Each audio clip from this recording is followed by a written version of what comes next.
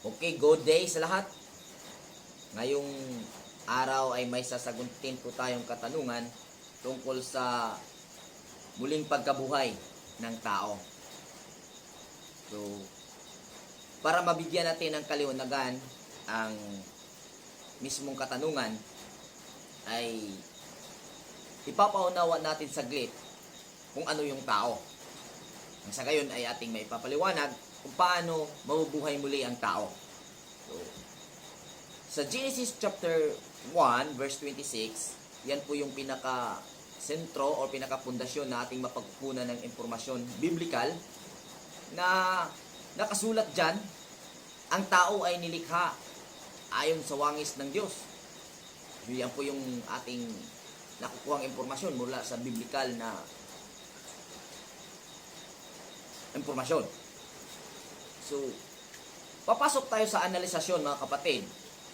Ang Diyos na kinikilala ng lahat ay alam po natin na ito'y espiritong makapangyarihan.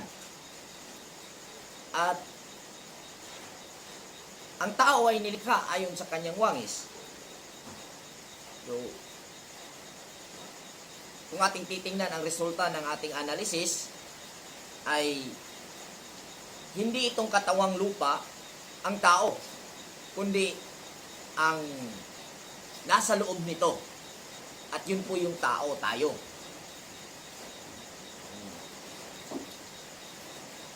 Sa New Testament, sa sulat ni Apostol Pablo sa mga taga-Epeso, sa Epeso 4, kapitulo 4, versikulo 24, basahin po natin, mga kapatid, ang nakasulat dito. At ang dapat ninyong isuot ay ang bagong pagkatao na nilikhang kalarawan ng Diyos at nahahayag sa matuwid at banal na pamumuhay ayon sa katotohanan. Sundan din natin sa Colosas kapitulo 3, versikulo 10. Sabi dito, isuot ninyo ang bagong pagkatao na patuloy na nababago at nagiging kalarawan ng Diyos na lumikha sa inyo upang lalo ninyo siyang makikilala.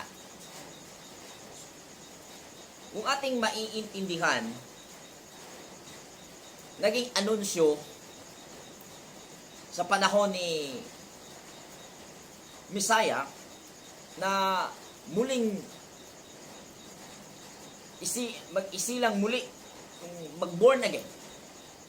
At dito naman sa kay Apostol Pablo, hubarin ang dating pagkatao at isuot yung bagong pagkatao. So, kung i-aanalisa natin ang talatang ito na ibinahagi ni Apostol Pablo sa mga taga-Colosas at sa mga taga-Epeso, ito ay nagpapakita sa kanyang kaunawaan na ang tao na sinasabi dito na nilikha ayon sa wangis ng Diyos ay ang kaparaanan na nakikita or nagiging choice natin sa ating buhay. Kung saan, sinabi ni Apostol Pablo na isuot ninyo ang bagong pagkatao. At sinabi niya, hubarin yung dating pagkatao. Kung kaya, magbigay tayo ng konklusyon na kung ano yung tao. Ang tao ay kapamaraanan o sistema na nagiging choice ng tao o na nagiging choice ng bawat kaluluwa sa pagtahak niya sa buhay. So, pag sinabing tao, hindi itong katawang lupa na napag-alaman ng marami na ito ay ang tao. Ito, ang tao, mga kapatid, ay kung ating i-analisa lang yung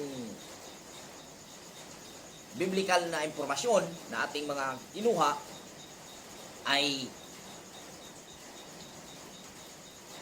nagpapakita na ang tao ay ang sistema na namumuo dito sa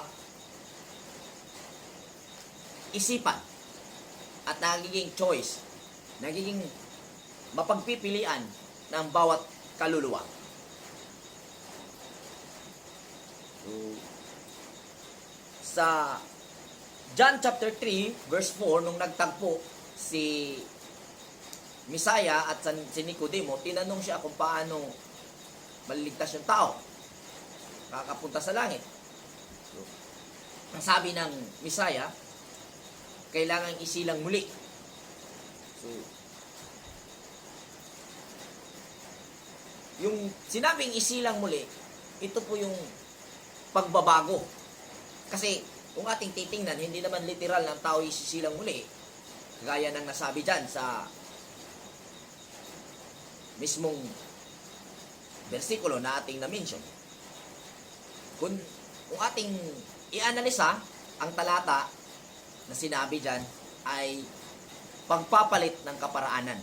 So, talagang malinaw na ang mga mananampalataya sa kapanahunan na nasa kasulatan, ang kanilang kasaysayan ay ating maaanalisa na nagpapahiwatig na ang tao ay ang espiritual na nilikha na nagkaroon ng journey sa physical na kalagayan, which is itong katawang lupa. So magandang araw sa lahat at nawa ay ito ay magbigay kalinawan at